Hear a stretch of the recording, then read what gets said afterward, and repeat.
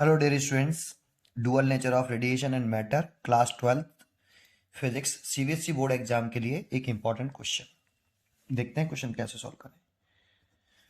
Plot a graph showing variation of de Broglie wavelength lambda versus 1 upon root V where V is accelerating potential for two particles A and B carrying same charge but of masses m1 m2 m1 is greater than m2 which one of the two represent a particle of smaller mass and y।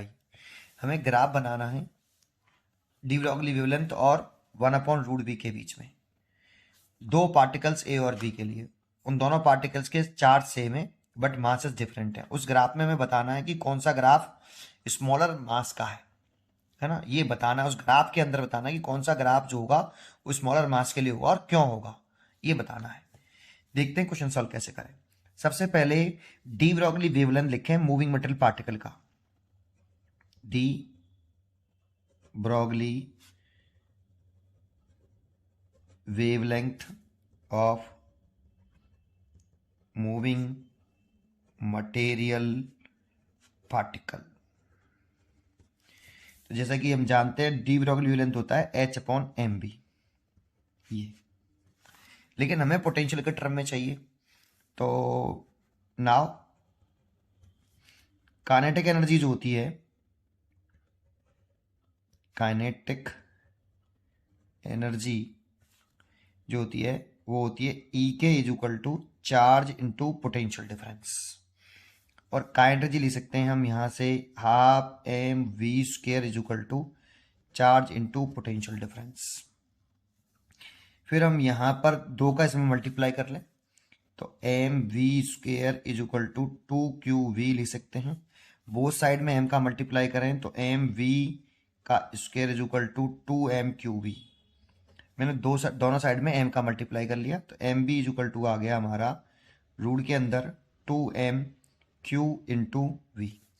और ये वाली value आप यहां put कर देंगे ना, M B की value from first में, फ्रॉम इक्वेशन फर्स्ट में, तो डी ब्रॉगली वेवलेंथ आ जाएगी h अपॉन रूट के अंदर 2m3v।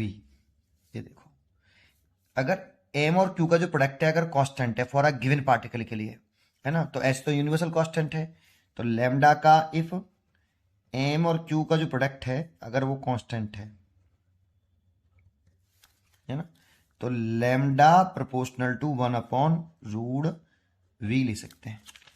और इसके लिए अगर हम इसमें ग्राफ बनाएं, इसके लिए हम इसका ग्राफ बनाएं lambda versus 1 upon root V, तो इसमें डायरेक्ट रिलेशन हो गया इस पूरे में, और इसमें कैसा रिलेशन है, डायरेक्ट रिलेशन है।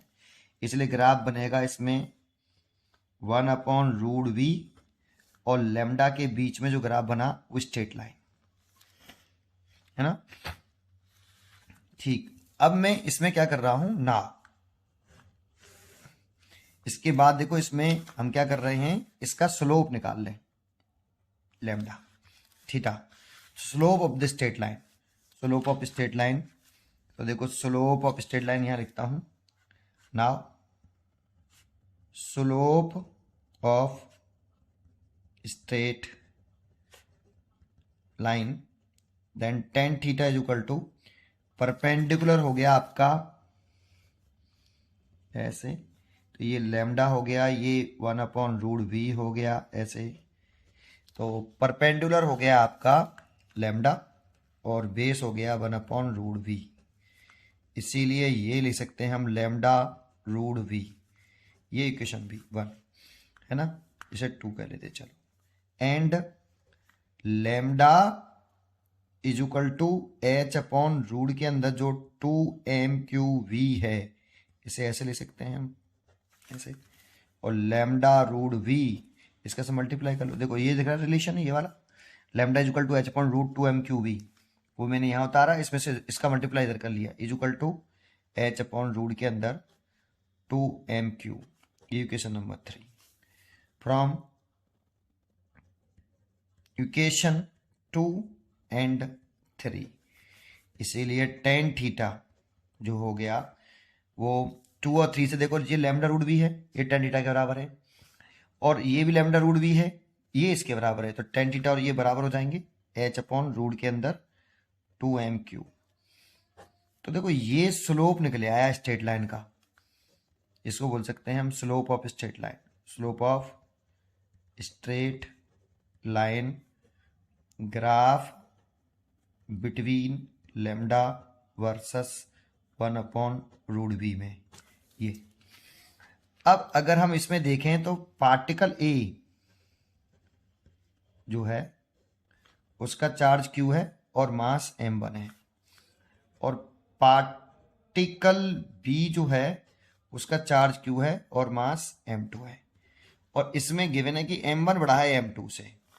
तो देखो चार्ज तो दोनों पार्टिकल का सेम है, वैसे तो टेन थीटा डिसाइड हुआ किससे, m और q के प्रोडक्ट से, m से नहीं और q से नहीं, m और q के प्रोडक्ट से डिसाइड होगा। लेकिन यहां जो दो पार्टिकल दे रखे हैं हमें a और b, उसके चार्जेस सेम है, ऐसा क्वेश्चन में कहा है सेम चार्ज है, carrying the same charge, but masses अलग अलग है और m1 बड़ा है m2 से, ये क्वेश्चन में जानकारी है।